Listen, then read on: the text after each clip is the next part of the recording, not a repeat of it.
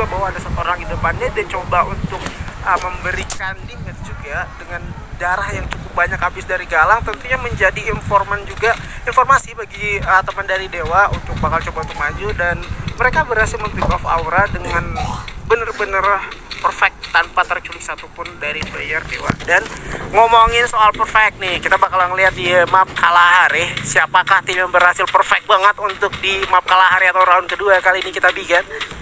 Yap, ngomongin soal 3-1, memang Dewa pun melakukan hal tersebut, tapi perbedaannya mereka melakukan hal itu dengan split yang tidak terlalu jauh juga ya, nggak kayak dulu satunya di mana, satunya di tengah, tiganya di tengah, satunya di ujung. Tapi ini emang nggak terlalu jauh dan harusnya bawa dampak positif juga untuk tim dari Dewa United. But somehow di sini sudah ada Pelukis yang harus terkunci oleh dua player dari EVOS Immortal yang turun berpisah juga, sampai akhirnya Pelukis berhasil ditumbangkan oleh seorang Mans dengan M1014 yang menjadi first blood untuk EVOS Immortal. Ya, tapi daripada itu juga, rupanya ada temenan juga ya daripada GX yang udah mulai rapat.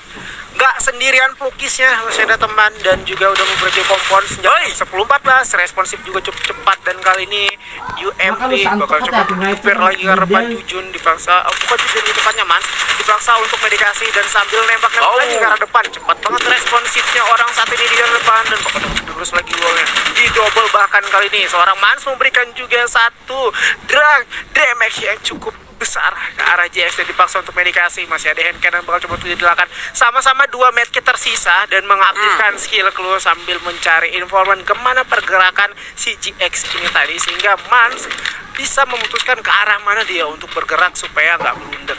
Jujun terkejut sih, dia nggak nyangka bakal ada XGX datang tiba-tiba ke area Shrines, padahal memang satu rekannya tadi udah mati gitu loh. Belum lagi posisi GX datangnya juga dia sendirian, dan Mans masih belum siap dengan senjatanya, sampai akhirnya Marsnya yang harus ditumbangkan oleh XGX. But is okay, dari kedua tim yang sama-sama terculik 1 dan 2 orangnya ini masih bisa sama-sama dihidupkan kembali gitu loh. Jadi masih oke, sekalipun XGX-nya barusan misalkan malah mati sama si Mans, ya oke, masih bisa buat dihidupin lagi. Dan 2 orang dari EVOS Immortal pun masih bisa untuk survive kembali karena Rasya sudah melakukan revive di revival spot, bahkan hanya sendirian saja dengan berbekal 3 glue wall dan bahkan belum punya helm juga. Di tengah-tengah map berani juga ini bocah ya. Betul berani, dan ini sukses loh bikin tanpa ada gangguan dan tanpa ada hambatan dari tim-tim lain. Ini juga memberikan informasi juga buat teman-temannya antara Jujun dengan Mans, yo kalian jangan kesini. Dan kayaknya ini menjadi strategi baru lagi dari EVOS Immortal. Dua ya strategi mereka, 2 di sana 2 di sini. Mereka tentunya menjadi informasi juga bahwa bagi teman-temannya, karena mungkin ini dia tuh udah pede, udah yakin banget sama strategi ini sehingga mereka menerapkan. Dan juga dari Mans itu dia kayaknya nggak terlalu jerah ya untuk rapat lagi ke area Blue Zone. Dan sebelumnya juga dia kan udah kebunuh dari area Blue Zone, dan kali ini dia lebih menghuni di rumahnya EVOS Immortal sendiri nih kalau di Kalahari, yaitu Bayfront rumah 4. Yes, masih belum jauh-jauh juga dari area Blue Zone yang tadi, dan posisi dari EVOS Immortal pun masih mecah lagi ya. Dan mungkin mereka harusnya bisa jadi ada di satu tempat, mungkin di menit ke-7 atau menit ke-8 bersama. Di sini ada Aura Ignis yang lagi-lagi harus fight di awal bersama dengan tim Bonafide. Kali ini sudah kita lihat Kelvin yang tertembak oleh Adrian. 4 lawan 4 bakal terjadi, dan bedanya di sama Bermuda yang tadi adalah kali ini Aura Ignis yang akan melakukan setup war menuju ke arah tim dari Bonafide, sementara Bonafide-nya mereka yang akan melakukan setup defensif. Tapi Kenji harus lebih hati-hati lagi karena dia sudah tertake posisinya, sementara Galang dan juga Adrian sudah melakukan flanking menuju ke arah high ground untuk mendapatkan vision dan juga informasi yang lebih lengkap lagi.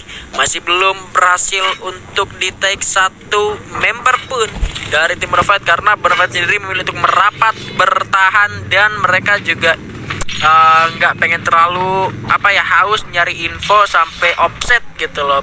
Posisi dari tim Aura Ignis ada di sebelah mana, bahkan Black dan juga Kelvin ada di area bawah untuk berjaga-jaga kalau misalkan musuhnya datang dari arah atas, karena lemparan granat udah datang dari Kenzie dari arah atas. Mereka harusnya bisa lebih aware dan hati-hati lagi gitu loh. Kena lagi granatnya ke arah Raka di sana bahkan. Ya, betul banget. Serta juga dari dua tim ini cukup santai dan sambil membaca juga di mana pergerakan. Bonafide juga nggak mau mengendurkan serangan, begitupun sama dari Aura Ignisnya juga malah nggak mau mengenduri serangan. Sebelumnya mereka udah setup, serta kalau dari Bonafide kita lihat udah membagi satu persatu visionnya. Satu orang bertemu di coverin dari arah depan, dan juga Adrian dengan senjata double vector udah cukup pede. Namun sudah ada dua orang lagi di depannya. Nah, itu sekarang tinggi di arah rumah yang di lantai 2 sambil membaca di manakah ada step, dan juga terdengar satu granat yang udah mengenai Kenzie. Sebelumnya Kenzie udah mencoba untuk kokang dua granat, bener udah on point walaupun belum bisa nge-pick off, dan ini juga menjadi satu ancaman yang cukup mengerikan ya bagi teman-teman Aura, bahwa tadi sudah ada satu granat yang menaik Kenzie, dan bahkan Kenzie-nya juga belum sempat untuk medikasi, kedatangan satu tim baru dari belakang. Ada Dragon Phoenix yang bentar lagi kayaknya bakalan siap untuk masuk merecoki kedua tim yang saling berperang. Apalagi Susana udah benar-benar ngeliat nih, wah ini ada orang nih di depan kita nih, ada orang depan gua, sehingga memberikan satu informan juga bagi teman-teman ya untuk ngeplan ke sisi sebelah kanan. Dengan 3 orang membagi vision dari perbukitan, itu udah enak banget untuk natakin dua tim yang saling tatap-tatapan dan masih coba untuk membaca pergerakan. Ini harusnya kayaknya Susana udah sadar deh kalau misalkan di bawah ini ada 2 tim dan emang belum pecah perang, sehingga gue yakin dari Susana pun nginstruksiin ke rekan-rekannya yang ada di arah atas tuh buat nahan dulu. Betul. Jangan ngasih tembakan apapun, jangan ngasih distraksi supaya mereka nggak tahu kalau di atas ada kita gitu loh, ada Dranix, dan mereka juga bakal nunggu seharusnya perpecahan pertempuran antara Aura dan juga Bonafide. Setelah itu pecah, mereka bakal turun jadi orang ketiga, dan harapan untuk Dragon Phoenix adalah mereka bisa ngeratain 2 tim yang lagi war di sini. Tapi suara shotgun sudah mulai terdengar di area bawah kali ini. Ya, betul banget, sehingga Jinxnya pun terjatuh. Lebih tepatnya sudah ada Kenzie menyusul. Namun kali ini sudah ada Rian memberikan satu distraksi dengan double vectornya. Melihat juga satu orang responsif dual daripada Bonafide, benar-benar cepat, tetapi nggak sampai daripada itu. Dari belakang Susana, Dragon Phoenix-nya udah mulai ikut aktif ya bun, dan Kenzie langsung dirim gitu aja. Misalkan Adrian dengan Galang, di mana Galang bersembunyi di bawah rumah, satu granat dilemparkan lagi ke depan. Flash freeze udah mulai meledak, menutup paling jauh dulu. Adriannya pun terjatuh di tangan Rehan. Kemudian Dapek melawan Dapek. Kali ini teman-teman Dragon Phoenix menjadi tim third party lagi ke depan. Rehan bakal coba untuk keber 2 orang sekaligus di depan sana, ingin menggunakan motor, tetapi malah terjatuh kali ini ke pick off begitu aja, dan gak sampai daripada itu lagi dan lagi. Aura harus puas di peringkat ke-12. Belum kelar peperangan antara Bonafide dengan juga Dragon Phoenix. Di belakang ada Rans yang bakal ikut datang, dan juga Bonafide yang memilih untuk melarikan diri dari peperangan untuk mengamankan plasma point mereka, amiga.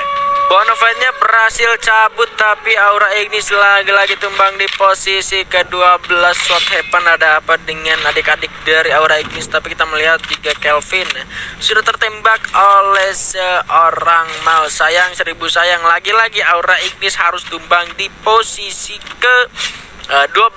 Dan menariknya, gue malah jarang ngelihat clash antara Aura sama EVOS. Benar-benar jarang ketemu banget ya.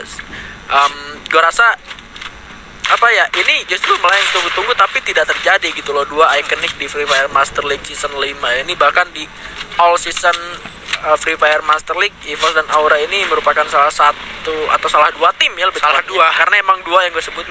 Salah 2 tim yang selalu hangat untuk diperbincangkan, apalagi soal duel harta tahta apalah itulah gengsi, terus memang harta tahta juara. Nah itulah, terus perebutan gengsi juga segala macam itu kan memang selalu hangat dan asik gitu loh buat diperbincangkan. Tapi justru di Free Fire Master League season 5 divisi kedua ini rasanya pertempuran antara EVOS dan Aura itu bener-bener rasanya kayak jarang banget gitu loh ketemu. Entah itu EVOS-nya war sama yang lain, terus EVOS-nya yang kalah duluan, atau kayak tadi skenario-nya Auranya war dulu sama yang lain, terus Auranya kalah duluan. Lagi-lagi harus di hashtag 12 yang ngebuat EVOS sama Aura ini gak pernah ketemu bahkan di late game sekalipun ya. Iya, dan kalaupun mereka ketemu, mereka juga jarang banget bener-bener fight weekend, lebih ke Iya. holding dulu, dan sampai akhirnya salah satu dari Aura dan Evos itu lebih memilih untuk mundur. Dan kalau ngeliat tadi bahas peperangan nih ya, sudah ada Sensei yang menjadi MVP dengan 7 kill serta 4174 make. Buset, gede banget di make-nya 4000. 4.000 coy. Gua aja sekali ngerank itu paling gede damage gua 1.500 lah, tapi killnya 10. Waduh, itu hasil nyampahan ya. Yoi. Waduh, tapi ngomongin soal tembak menembak, ada Sensei yang baru saja kita spot kehadirannya dengan MVP. Udah di say hello oleh Rans dari area Santa Catarina, yaitu Easy Peasy. Apakah Easy Peasy sendirian? Oh, rupanya tidak. Masih ada temannya dari belakang, yang juga tentunya dia udah memberikan say hello sambil memberikan distraksi yang cukup mengganggu ke arah tim UNB, dan UNB-nya juga dipaksa untuk waspada karena depan bawah di sana sudah ada pergerakan musuh tentunya. Oke, masih di seputaran area Santa Catarina. Gua nggak terlalu ngelihat posisi dari tim UNB sebenarnya di map karena memang sama-sama coklat ya, hampir betul. menyatu dengan tanah gitu loh. Ya, tanah dari Kalahari, but somehow ternyata kali ini Evos Immortal sudah baru satu di menit ke-11 baru kita ngelihat lagi, dan kita juga melihat standingnya UNB memimpin cukup jauh dengan 25 poin. Wow. Meskipun tadi di round pertama tadi mereka nggak dapat zona, sebetulnya mereka harus jalan lagi dari area Bukit Mars Elektrik sampai masuk ke dalam zona selanjutnya, tapi mereka berhasil survive menyelesaikan hal itu. Yang menjadi PR lagi untuk di Kalahari, mereka ada di area tengah, mereka ada di area zona, dan area yang mereka pilih adalah area yang cukup open field, hanya mengandalkan obstacle dari yang hanya bisa menahan dari beberapa satu sisi saja, satu atau sampai 2 sisi. Dari sisi ketiga, dari sisi keempat masih bisa terkena hit gitu loh, karena ini bukan satu rumah atau satu ruangan gitu yang bisa mereka masuki. Tapi mereka melihat hal itu, mereka percaya mereka bisa bertahan di arah sana, dan mereka punya PR yang banyak karena tadi sempat ada tembakan dari Rans juga. Mereka juga udah ngeliat pergerakan dari tim Evos Immortal masuk ke rumah, yang mana notabene rumah sendiri emang lebih lebih oke dipakai buat bertahan gitu loh, karena bisa ngeblok damage dari mana-mana, compoundnya juga permanen juga, gak perlu airdrop juga jadi gitu loh. Dan kita ngeliat zonanya masih ada di area tim dari UNB juga, dan gua nggak tahu ini nggak hoki atau gimana, Ekobril selalu tidak ada di dalam zona ketika zonanya udah gerak ke area zona ketiga gitu loh. Kalau masih zona kedua masih oke, mereka masih selalu ada di dalam zona, tapi kalau udah masuk zona ketiga ternyata zonanya selalu keluar dari tim Ekobril. Iya, betul banget. Kobril juga dipaksa untuk masuk, cuma untuk dari segi posisi Kobril kayaknya cukup aman, karena dari infosnya itu lebih terfokus ke DG sama tim dari UNB yang ada di depannya. Tapi dari sisi lain kita move kan, sudah ada Bigetron Rasengan dengan Dragon Phoenix yang kayaknya udah cukup memanas. Udah saya hello aja, apalagi Pukis tadi sempat benar-benar banyak dari yang terkikis, bahkan dari Dragon Phoenix, serta ada Skylar masuk menghancurkan gol daripada seorang Susana, dan Susana juga coba untuk kokang lagi granat Edan, kita berhasil mendapatkan bumps di sana juga sambil lewat-lewat santai agak sedikit mendistract pergerakan daripada teman-teman dari Bigetron Rasengan. Dari sisi sebelah kanan menggunakan vehicle Jatra sambil membaca di mana saja kah ada musuh, namun Dragon Phoenix emang benar-benar terkuras darah dua player yang kali oleh lemparan satu orang granat, dan kita Rasengan sambil membaca lagi pergerakan, memutar-mutari arah juga di sana, tetapi Susananya pun harus terjatuh dari atas tenda, bakal coba untuk diamankan lagi oleh granat dari seorang Febrian, serta ada juga yang sambil mutar-mutar malnya udah mulai turun, dan kali ini Jatra juga sudah turun dari vehicle-nya. Ada Pelukis terjatuh kali ini, satu ditukar satu, Pelukis bakal segera di ending, namun dari sebelah kanan shotgun double barrel oleh seorang Febrian agak sedikit strike, Skylar terbang. Hati-hati di sana, sudah ada samurai drop yang hampir mengenai dirimu, dan kali ini dua orang tersisa, malnya pun tumbang. Jatra dengan Danzo dipaksa untuk bertahan, dihidupkan kembali namun dijatuhkan juga. Di sisi lain sudah ada DG berhasil mengeliminasi satu persatu pemain daripada dan Rasengannya pun tumbang di tangan Dragon Phoenix kali ini demikian. Yes, di area lain juga pertempuran masih terjadi, yang mana CSGO Boba mereka tertahan oleh pergerakan dari tim Evos Immortal yang menguasai sebuah compound. Rahasia misclick tadi sempat kepake rumput-rumputan, dilepasin lagi dari granat yang hampir saja konek ke arah Rahasia, masih bisa tahan dengan satu buah glue wall yang dipasang oleh seorang Rasya, dan dari tim CSGO Boba menyisakan 2 player. Mans berhasil dijatuhkan di arah Lele Kobrio tumbang di posisi ke-10, tapi ternyata di sana Bedai pun harus tidak tertolong, menyisakan Kupal saja sendirian yang terpojok. Kali ini dikasih hand cannon sama Dek Rasya, sempat kena 19 damage ke arah tim dari CSGO Boba. Kupal sendirian, ya elah, kena pelontar juga rupanya. Aduh Ya, bener-bener susah posisi dari CSGO Boba ya, pengen kemanapun karena dia juga jadi last man standing, apalagi Vos di depannya tuh bener-bener udah kayak terfokus banget dah ke arah depan karena cuma satu lagi tersisa. Namun di sisi lain sudah ada MBR yang bakal melakukan persekutan dengan Dewa United kali ini 4-4, tapi dari belakang sudah DG bakal siap datang untuk masuk merecok ke PKK mereka. Bams barusan aja memberikan trading damage lagi sisi sebelah kiri dan kanan. Chester masuk dengan vehicle yang mendistract pertahanan daripada Dewa sambil menggunakan senjata shotgun charger bus lagi ke arah depan, dan juga sudah ada Andrik merasakan sakit kalau dengan granat. Reza pun terjatuh kali ini. Begitu pula juga dengan 3 orang temannya. Itulah dia Ember Epsilon pun berhasil. Ya, my god, granatnya dari Andrik udah on point mengenai 4 orang yang ada di depannya kali ini, Bigan. Yes, karena memang posisinya juga dari Dewa. Tim IM ternyata harus sudah ditumbangkan oleh tim EVOS Immortal. Kemudian Rans Esport harus tereliminasi di luar zona. Dewa United 3 orang kena knockdown dan 1 orang dengan darah di bawah 10.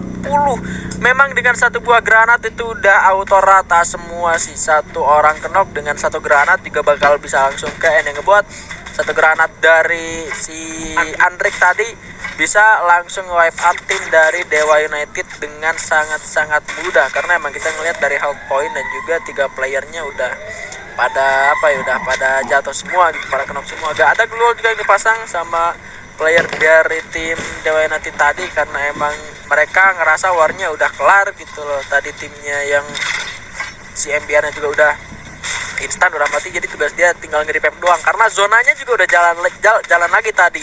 Bersama kali ini Denzo harus sudah tumbangkan ada di dalam zona. EVOS Immortal masih motor-motoran menghindari tembakan auto aim dari arah lawannya. Masih ada Krono, tapi ternyata Mans berhasil menemukan Jatra bakal langsung di end gak ada di arah lain harus sudah tumbang juga. Masih ada pelontar lagi diadu bersama dengan Rehan yang kali pelontar juga mal tumbang. Ada Blake juga tertumbangkan seorang Andrik nih, headshot dari arah kejauhan sana. Dragon Phoenix terkena pelontar seorang Mans dian saja. Rehan kali ini coba untuk pelontar ini jujur di arah lain harus sudah tumbangkan juga. Harus segera selamatkan, tapi yang cukup sulit. Rehan ditumbangkan seorang Man dengan 1 peluru pelontarnya, menyisakan Andrik sendirian saja dengan sukan charge boosternya berhasil menekan 1 orang. Tapi ada pelontar lagi dan Man, ya elah Man, ada apa, jangan dia dikasih pelontar lagi. Ya ampun, ngeri banget dah, buset.